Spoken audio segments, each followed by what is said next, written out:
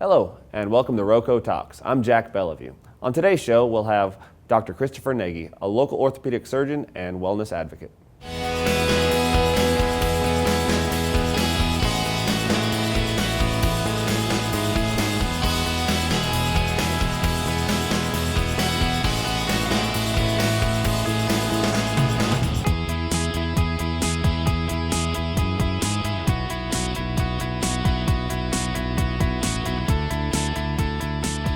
Hello, and welcome to RoCo Talks. Today we have Dr. Chris Nagy, a local orthopedic surgeon and a passionate wellness counselor.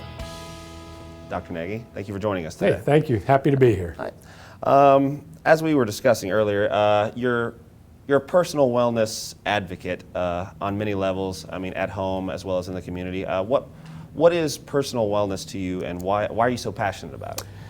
Well, to me, personal wellness is about taking responsibility for yourself and your health.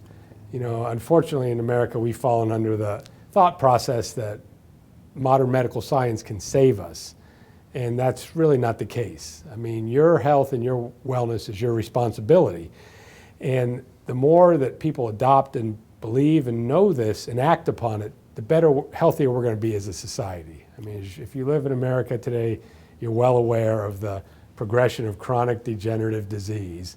Yeah. And we don't have to accept that. Right. So, a number of years ago, I started to question the dogma that we're currently fed and that we're under in this country, that modern medicine has all the answers. Because as many people find out as they progress in modern medicine, it doesn't have all the answers. And there's definitely alternatives that work, but that are just not in the wheelhouse of modern medicine. So my passion's to help people help themselves. I got you. Totally respectable. And I was reading an article that you recently wrote, and you said the most powerful medicine we have is what's found on the end of our fork. Absolutely. Could you elaborate on that a little bit more? Absolutely, absolutely. Nutrition in food is basically the fundamental building block of everything that we are. You are what you eat, period. And I tell a lot of people, you know, you're the builder, you're the subcontractor for your body. You either choose to use quality materials, good food, or you use shoddy materials, crappy food, which is so abundant in our society, and ultimately you'll pay the price for it. It's fuel, you know, crappy food is fuel that may keep you running for a short period of time, but will not keep you running for a long period of time or for a healthy lifespan or longevity. So the most powerful medicine's at the end of your fork. The trick is figuring out what the proper medicine is in many cases. Which leads me into my next question. Fad diets. There's a lot of things going around there with the paleo, low carb, Atkins, another one I could think of. I mean, I can understand the attractiveness of this. You know, do this and you're going to lose weight, you're going to get healthy and whatnot. What do you have to say about those types of fad diets? Well, you're right. There are a lot of fad diets out there. And, you know, when you look at the overall picture of health, and human health in particular, you can't obtain that by just following a diet for 6, 12 weeks. It's got to be a lifestyle. You know, diet's a huge part of it. And I tell people exercise is important, diet is critical. But if we look over the history of mankind, you know, what brought us here? What helped us develop our brain? How did we mature through the years? And there's a lot of controversy and arguing back and forth about this, the carnivores versus the vegans and the vegetarians. And basically, a diet it's something you do for a short period of time that's not sustainable. You really have to develop a lifestyle, which will include a healthy diet. And my personal recommendation for a low diet is a paleo type low carb diet. You know, in modern America, we're carbivores. We're eating carbs all the time. And that's why we're hungry every 2 to 3 hours and having 6 meals a day. Genetically, that's not how we're designed to work. I mean, in life, you burn what you eat. If you're eating carbs all the time, you're burning carbs all the time. Thus, you're hungry all the time. If you're fat adapted and you eat more fat, which has been demonized and vilified through the years, you become a fat burner. And so you burn fat. The problem with the obesity epidemic we face today is that people are always eating carbs. Carbs drive insulin.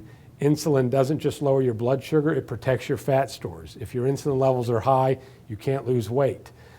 So I personally am an advocate of a low-carb, Paleolithic, whole food-based diet. You can get into little arguments here and there about should we be eating animal products or should we not. Basically, we're omnivores, carnivores. We have incisors. Meat, although it's the red-headed stepchild of the nutrition world, is really one of the most nutritionally dense foods on the planet. And it wasn't until we started eating meat, seafood particularly, that helped the development of the human brain and that helped the development of us as a species.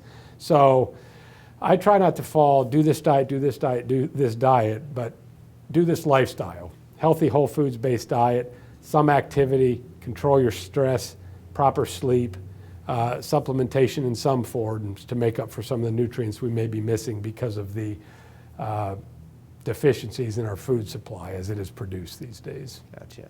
And I was recently reading an article about the health and fitness in America, specifically in the last 50 to 60 years, especially as we are going more from the fields to office jobs, high stress level type jobs and stuff like that, along with the processed foods growing and whatnot. What are your thoughts on that? I mean, is there any way we can nip that in the bud, or you think we're too far gone as far as processed foods and stress? Well, we're pretty far gone. Yeah. I mean, the processed food industry is a powerful lobby, and they have the money, and they know what it takes to get people addicted to their product, and we willingly follow in many. It's hard to stand up and be the weird one, to eat differently, to act differently. I'm a little bit of a crusader to help people to improve their health, but one of my fundamental sayings is you can't help anyone who won't help themselves. And that's not to blame it on each individual person, because this is a process by which we go through baby steps. And until you understand why you need to do some of these things to be healthy, you may never get there. So the modern industrialized world, we're trading convenience for disease. It sure is easy to pick up something on the way to work, but you'll pay the price for that. Every country and society in this world that adopts our Western diet, the SAD diet, the standard American diet, suffers the consequences. So it takes doing a little research on your own, reading through the literature, and sometimes it takes meeting with a medical crisis of your own to realize that modern medicine doesn't have all the answers. And the answers can simply be found by changing your diet, changing your activity level, your stress levels. I mean, I've mentioned that a couple times, but stress levels are huge, and we're all under stress. Stress is a self-induced disease, and all we can control is how we react to a situation that is put upon us. We can't control what happens to us, but we need to control how we respond to that. And stress is huge. Chronic stress leads to sickness in many ways. So modern American life is not conducive to being healthy unless you take some steps to kind of overcome sitting disease. Yes. Like you said, sitting in a cubicle, sitting and staying in front of a computer. I mean, you need to find reasons to get up and walk. A lot of times I try to take a walk at lunch every day just to get out and get a little sun, a little vitamin D exposure, adjust my circadian rhythm so I sleep well at night. If you continue to rely on the modern conveniences throughout your entire day, you'll pay the consequences. It's not just about food, it's exposures too. Gotcha. And many people, especially my age, we learned that at such a young age. My mom worked full time, single parent. Right. She just, gave me chicken nuggets, Sure. did whatnot. So at what point, I've read articles, there's always going to be the extremist left to right, about, over here on the right, the parent should be condemned for giving the kids this food, whatnot. On the other side, it's the doctor's fault that the kid's fat. Sure. At what point do you assign responsibility to anybody, especially for somebody like a kid who doesn't know any better, is just being fed this food? Sure, but sometimes the parents don't know better either, because the parents are subject to how they were raised and their backgrounds and what they were taught, and what they were even taught by the governmental standards. I often make fun of the food pyramid because, on the bottom of the food pyramid is, 6 to 8 servings of healthy whole grains a day. what do they do before they slaughter cattle to fatten them up? They grain finish them. And we're supposed to be eating 6 to 8 servings of healthy whole grains a day. You're kidding me. So it doesn't often help to demonize people, because people are just reacting to what they've been taught and what's been kind of forced upon them. And you can't demonize the doctor either, because actually nutritional training is not a big part of becoming a physician. As a modern medicine, or as a physician these days, you're mostly taught to identify a disease and then to learn what drug is necessary to treat that disease. And not necessarily even treat that disease, but what drug is necessary to treat the symptoms of that disease. 90% of prescription drugs written today are for the treatment of symptoms, not for the reversal of disease. And unfortunately, under that paradigm, we're treating the symptoms, but the disease continues to progress and gets worse, unbeknownst to the victim, because they're only having their symptoms treated and feeling fine about it. So it's a tough situation. I mean, and one of my passions is to try to help educate people to learn more and to maybe question authority. I can't tell you the number of times, and I'm a physician, but I can't tell you the number of times I've made recommendations to people to improve their health, and which is followed by, well, let me check with my doctor. Boom, done, dead. Not going to work. Because honestly, most docs these times don't even have time to address those concerns, but they also don't have the interest to really, truly investigate nutritional anthropology, looking over what is the optimal diet. Because we're told what the optimal diet is by various agencies, many of which are in bed with big food. Oh. So the American Diabetic Association, look who some of their sponsors are. So question authority, and that's not just a bumper sticker for hippies. I definitely get that. Speaking of large, food corporations and whatnot, I noticed on your Facebook page, you're huge against Monsanto. Sure. Could you go into that just a little bit about GMOs and how that would affect your diet as well? I'm not a big fan of genetically engineered food for a number of reasons. Never mind the fact that it's genetically engineered, but the fact that it's genetically engineered so it could withstand the application of glyphosate or Roundup, which is actually patented also as an antibiotic, but it also is what's called a chelator. It binds essential minerals. So if you have genetically engineered food, which is endemic in the food supply, which we don't know because it's not allowed to be labeled, or it's not required that it's labeled, you're consuming basically Roundup. And if you look at some of the charts and graphs, the epidemic of autism, thyroid disease, autoimmune disease, it goes right in line with the amount of thousands of pounds of Roundup that is applied to all these genetically engineered foods. So genetically engineered foods were created with the promise that they'd make food more available for people and it'd be a more efficient way of farming, when in fact that's not the case at all. It actually allows a company to sell the seed and to sell the pesticide to treat the seed to prevent disease. And Monsanto's they've been pretty aggressive about going after people, our farmers who maybe some of their genetically engineered crops got spread into their field, they find it planting in their field, and then they sue the farmer who doesn't want to grow the stuff in the first place. So there's a lot of scientific chicanery with the studies on glyphosate and Roundup. And it's coming out. It was recently labeled in a World Health Organization report as a possible carcinogen. Of course, everybody's up in arms about this. There was a study a number of years ago, the Seralini study, where they used the same rats to study glyphosate that Monsanto used, but they let the rats be exposed to Monsanto longer, and these rats developed tumors. Now that article was aggressively targeted by the industry. It was retracted, and just in this past week or two in France, it was held up in court that actually the study was valid and legitimate. So I'm not a big fan of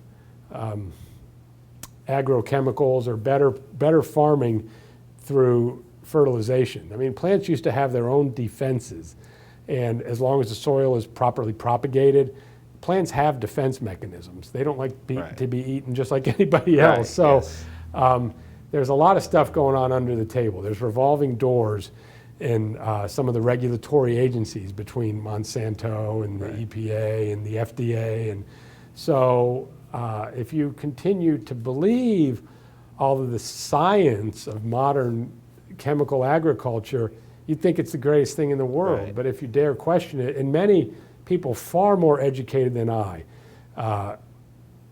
question the value of some of the things that we're doing to ourselves and to our children. Right. Like I said, glyphosate is patented as an antibiotic. You consume that, it kills your good gut bacteria, which are an enormous component of health, but we're not looking at that stuff Right. like we should. So, I mean, I would do the best you can. Nobody's perfect. Right. Try to eat organic food or grow your own food.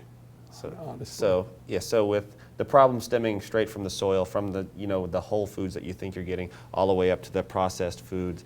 I mean, basically, at that point, it's really difficult. I mean, you had mentioned growing your own food, getting local food and whatnot. Farmers market. Yeah, farmers market and stuff like that. So is that? I mean, along with that, what else would you recommend for Rowan County for a more local take on it? What would you?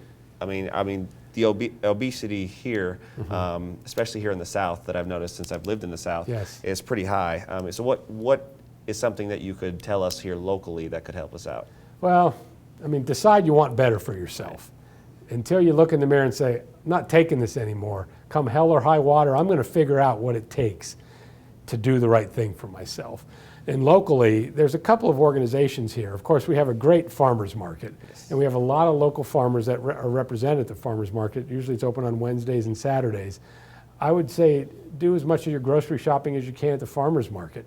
There's an organization here, the Bread Riot, and the Bread Riot's mission here, it's a nonprofit organization. The Bread Riot's mission is to connect people with local food. Local farmers, so that they can take advantage, because the best way to know what you're eating is to talk to the farmer who grew it. Now, we're not going to know that if we're continuing to buy our food at the grocery store, which of course we have to do. Right. I mean, it's a matter of convenience, but you can optimize your health by eating locally. And the question comes, well, is it better to eat organic food that's shipped 1,500 miles or non-organic food that's grown locally? There's a real question there.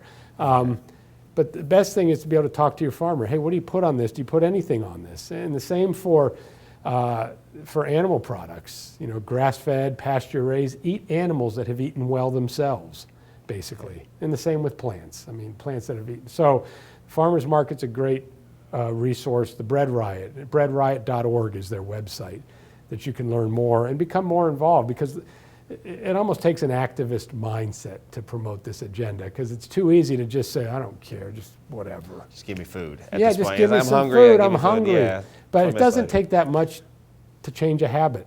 So, decide, I want better for myself, and I'm going to do what it takes to make it happen. Okay. Is there anything else you'd like to add for our audience here in Rowan County? Anything about your former wellness center, or just anything? Sure. Well, it seems strange. I'm an orthopedic surgeon. Right. So, the question becomes, well, who is he to be sitting up here talking about this stuff? And what I am is basically a passionate, interested guy who wasn't quite buying all of the dogma and all of what we believe is modern medicine. I mean, when you start to speak the truth, people start to listen.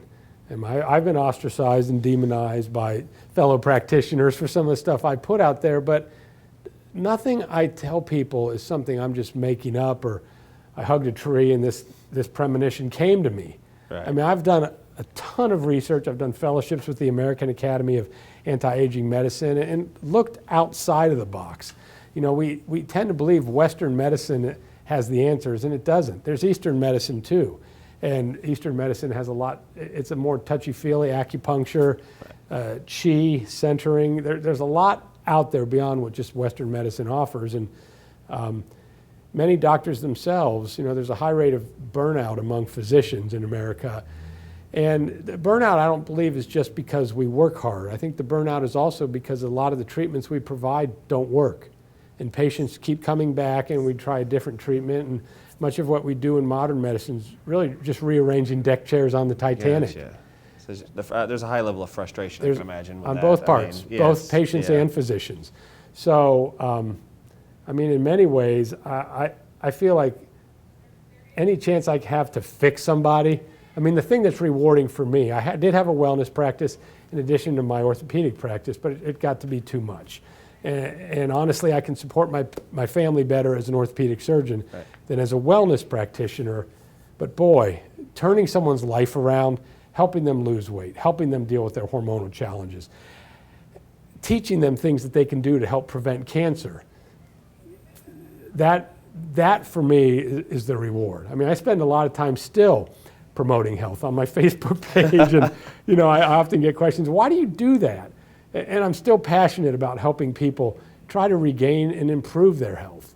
I have a lot of information that I've learned through my studying and research to share, and of course, in some ways, it probably is more credible because I am a physician.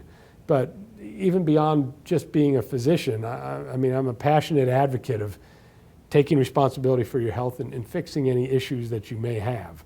I wish I could save the whole world, but like I said earlier, I can't help anyone who won't help themselves. It's very true. And the most powerful drug we have in the world is your mindset. And when people can change their mindset and accept that this is my responsibility to be well, something clicks. And when that something clicks, game on. And I mean, I've witnessed it many times. And I've had many frustrations in patients who can't make the jump and just continue to take their drugs. And there's some drugs that are helpful, but I think we prescribe far too many drugs than people really need for health. You can't medicate your way to health. One drug begets another. It's about diet, lifestyle, activity. Okay. Well, I appreciate your time today. And if we'd love to have you back. Is there any, you have a website with any information about your wellness? Well, I mean, or anything you like that? can friend request me on Facebook, Christopher K. Nagy, and usually I put up 2, 3, 4 posts a day. And I engage actively with people who have questions or thoughts. I have a website, yourpersonalwellnesscenter.com. It's not really that active. That was my website from my wellness practice prior to when I had a wellness practice, so I don't put a lot on there. I have a number of videos on YouTube. Aging well, keeping abreast, natural ways to prevent breast cancer, a bunch of many little videos. So I'm out there in some respects on a number of fronts, but probably I'm most active on Facebook, honestly, now. Okay. Well, we appreciate your time. Thank you. And appreciate everybody for watching. This has been RoCo Talk.